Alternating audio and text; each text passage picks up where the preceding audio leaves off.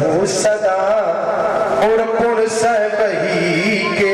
इस श्लोक देख लीजिए, इसी श्लोक का अर्थ ही कर दिया है बाबा ने, इसलिए लिखा है कि नाना पुराण निगमागम सम्मतम यत् रामायणे निगदितम क्वचिदन्य तोपि। देखिए, नमस्ते त्वाम्बिके भीक्षणम स्वसंतान युवाम शिवाम। आपके दोनों पुत्रों की माँ हो आप, उनको सहित मैं प्रणाम कर रही हूँ। जय गजबदन सदानन माता कहा, और पूर्व मोर मनोरथ नीके। यहाँ रुक्मिणी जी कह रही है कि भूयात पतिर में भगवान कृष्ण तदनुमोदता, हमारे पति भगवान श्री कृष्ण हो जाए। सुखदेव जी कहते हैं कि बाराती लोग जो आए हुए हैं रुक्मिणी जी को पर निगाह लगाए हुए, देख तू एक झलक तो मिल जाए रुक्मिणी जी की। सुखदेव जी बता रहे हैं सुंदरता रुक्मिणी जी की। भैया राजा परीक्षित कितनी सुंदर है भगवती। हरिताम देव मायामिव वीर मोहिनी। बड़ी बड़ी राजा महाराजा जितने हैं इनकी बात छोड़ दीजिए। जो देवता लोग विमान पर बैठ करके रुक्मिणी जी को देख रहे हैं, और जो थोड़ा झुक के देखना चाहे वहीं पर से लुढ़क गए, जैसे महुआ गिरता है ना, उसे टपक जाते थे। कहा ताम देव मायामिव वीर मोहिनी सुमध्यमाम कुंडल मंडिताननाम श्यामाम नितंबार्पित रत्न मेखलाम व्यंजस्तनेम कुंतल संकिते क्षणाम कंकन किंकिनी नोपुर धुनि सुनी कहत लखन सन राम हृदय गुनी। ऐसी दशा हो रही है।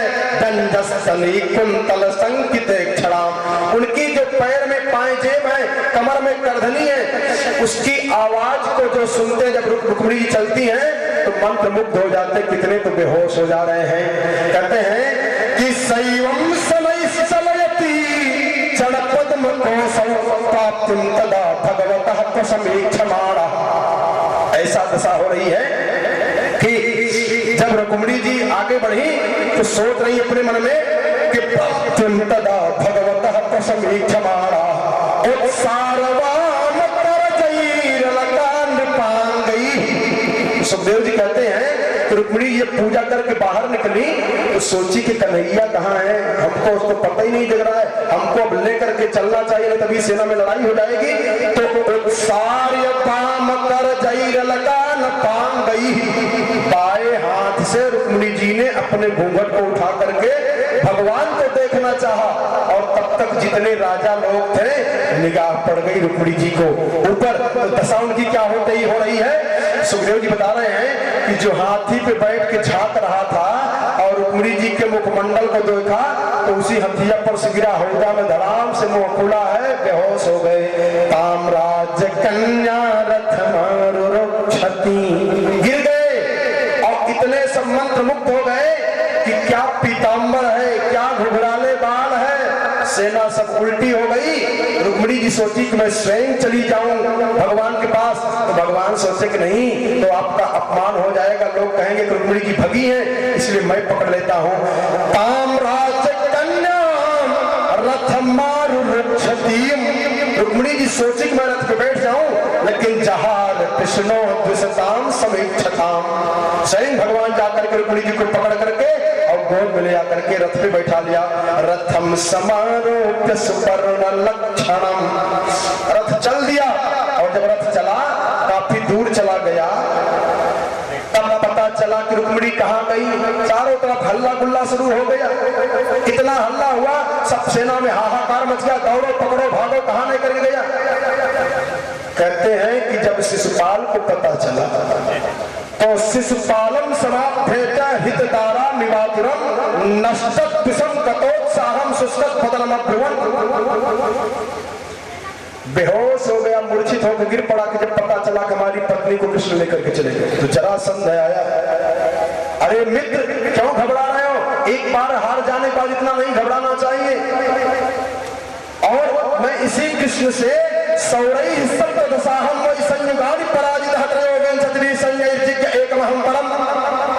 कहा कि 23 अक्षौहिणी सेना लेकर के इसी भगोड़ा कृष्ण से मैं 17 बार हार गया था, लेकिन फिर भी मैं घबराया नहीं। तो शिशुपाल सोचा कि भी बहुत बड़े बड़े बेईमान पड़े हुए हैं कि इतना निर्लज्ज है कि इसको शर्म ही नहीं लग रही है, 17 बार हार गया तब पर भी ललकार रहा है तो मैं तो एक ही बार हारा हूं, इसलिए हमको भी चिंता नहीं करना चाहिए। वो समझाया कि मैं 17 बार हारा था, मैं रो ही नहीं रहा, तुम तो एक बार में इतना रो रहे हो। एक मरीज गया डॉक्टर के पास ऑपरेशन कराने के लिए, तो जो ऑपरेशन का सामान 17 बार उसने हमको हरा दिया, मैं नहीं हारा और आप एक ही बार में इतना घबरा गए हो। तब समझ गया शिशुपाल हमसे भी ज्यादा निर्लज्ज पड़े हुए घूम रहे हैं, कोई दिक्कत नहीं है, उठा। और तब रुक्मी को पता चला कि मेरी बहन को लेकर के भगा। रुक्मी ने प्रतिज्ञा किया कि मैं जब तक अपनी बहन को मुक्त करा करके नहीं आऊंगा तब तक लौटूंगा नहीं, और रथ पीछे दौड़ा दिया भगवान के पास, बाण की बौछार कर दिया। रुक्मिणी की घबरा गई कि हमारे पति को कष्ट हो जाए। भगवान मुस्कुरा के कहे देवी चिंता मत करो, एक बाण मार दूंगा तो तुम्हारे भाई का पता नहीं लगेगा कहां चला गया। एक बाण भगवान मारे, सब उसका रथ सब नष्ट भ्रष्ट हो गया। भगवान इशारा किए बेटा भाग जाओ, लेकिन माना नहीं, जिद पर लगा रहा। तब तक भगवान के पास जब मारना चाहा तो भगवान को भी क्रोध आ गया और भगवान रथ से नीचे उतरे। भगवान एक हाथ मारे गिर गया नीचे और पकड़ करके उसका सर, जब म्यान से तलवार निकाले तो बहन का प्रेम भाई के प्रति देखिए। सुखदेव जी कहते हैं कि पतित्वा पादयोर भरतोर उवाच तरुणम सती। रथ पे जो भगवान के बगल बैठी थी नीचे बैठ गई और भगवान के दोनों चरणों को पकड़ लिया। अरे योगेश्वरा देवदेव जगतपते हंतम नारहसि कल्याण भ्रातरम में महाभुजय। हे महाराज आपको मैं हाथ जोड़ रही हूँ, मेरे बड़े भैया इनको छोड़ दीजिए, इनको जीवन दान दे दीजिए।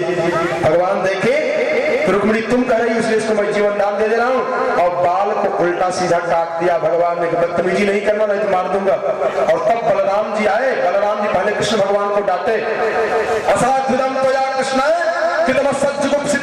वपनम सस्मृतेशानाम वैरूप्यम सुहृदोपदा।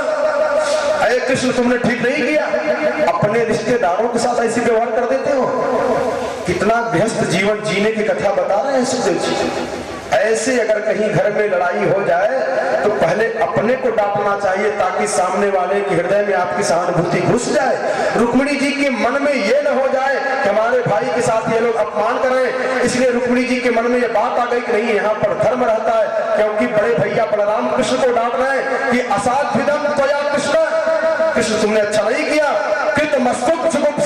आपने निंदनीय कर्म किया है। वो अपनी बहन के प्रेम में चाहे जो भी कर रहा हो, लेकिन आप छोड़ देते, लेकिन उसको कुरूप कर दिया, मार कितना उल्टा पुल्टा उसका चेहरा बिगाड़ दिया। वपनम सस्मृतेशानाम वैरूप्यम सुहृदोपदा। और तब जब भाई को डांट लिए तो रुक्मिणी जी से कहा कि देवी जी आप नाराज मत होइएगा, क्योंकि हम क्षत्रिय हैं, क्षत्रियाणाम अयं धर्मः प्रजापति विनिर्मितः भ्रात्रापि भ्रातरम हन्याद् येन घोरः ततस्ततः। क्षत्रियों का धर्म है तो अपमान नहीं सहते हैं, इसलिए इसने क्षत्रिय धर्म का पालन किया है। आपका भाई गलती किया, इन्होंने डांट दिया। दोनों को समझाए, लेकिन पहले कृष्ण भगवान को डांटे कि रुक्मिणी जी के मन में ये न होने पाए कि अपना पराया मान रहे। ऐसा उपदेश देकर के और जब घर में आए तो द्वारिकापुरी में विधिवत दिव्य विवाह हुआ है रुक्मिणी जी का भगवान के साथ में। बोले वृंदावन बिहारी लाल की। कुछ दिन के बाद प्रद्युम्न जी का जन्म हुआ और प्रद्युम्न जी को संबरासुर उठा करके लेके गया। संबरासुर को भगवान की माया के द्वारा प्राप्त करके प्रद्युम्न जी ने संबरासुर का वध किया। बोले वृंदावन बिहारी लाल की। कल सुदामा जी के चरित्र की कथा बताएं, कथा खूब सुने हो आप सुदामा जी की, लेकिन जरा कल भी सुनने का प्रयास करिएगा। और कल भगवान के आज एक विवाह सुने, कल 107 विवाह सुनाएंगे और भगवान के विवाह कैसे कैसे हुए हैं। और कल राजा परीक्षित के मोक्ष की कथा है, कैसे मोक्ष हुआ है बताने का प्रयास करेंगे। जो लोग न सुने हो तो कल आकर के कथा को सुनेंगे, प्रयास करेंगे कि संक्षिप्त विषय सूची का वर्णन करेंगे, किस अध्याय में किस स्कंद में कौन कौन सी कथा है उसको बताने का प्रयास करेंगे। उसको सुनने मात्र से काफी पुण्य की प्राप्ति हो जाती है, और गहराई से समझ में आ जाए तो एक दिन की कथा पूरे दिन की कथा का पुण्य प्राप्त करा देता है। बोले वृंदावन बिहारी लाल की। 2 बार भगवान नाम संकीर्तन, समय सीमा वो अपने स्थान पे आ गया है, इसलिए संकीर्तन बोलिए प्रेम के साथ। हर मन भजिले हरि को राम, उमरिया रही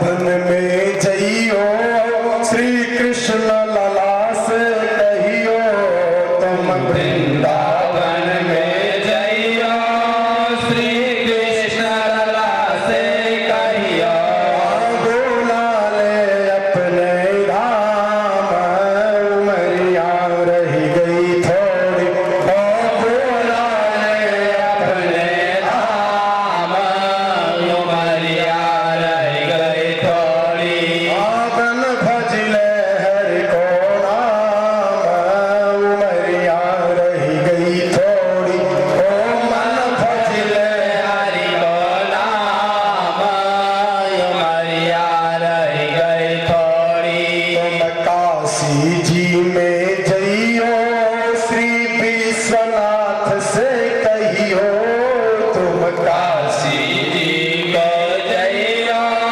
श्री विश्वनाथ से कहियो अब भूला ले अपने धाम उमरिया रही गई थोड़ी ओ भूला ले अपने धाम उमरिया रही गई थोड़ी बोलो श्री वृंदावन बिहारी लाल की अब अपने अपने स्थान पर खड़े हो जाएं जिनको खड़ा होने में परेशानी हो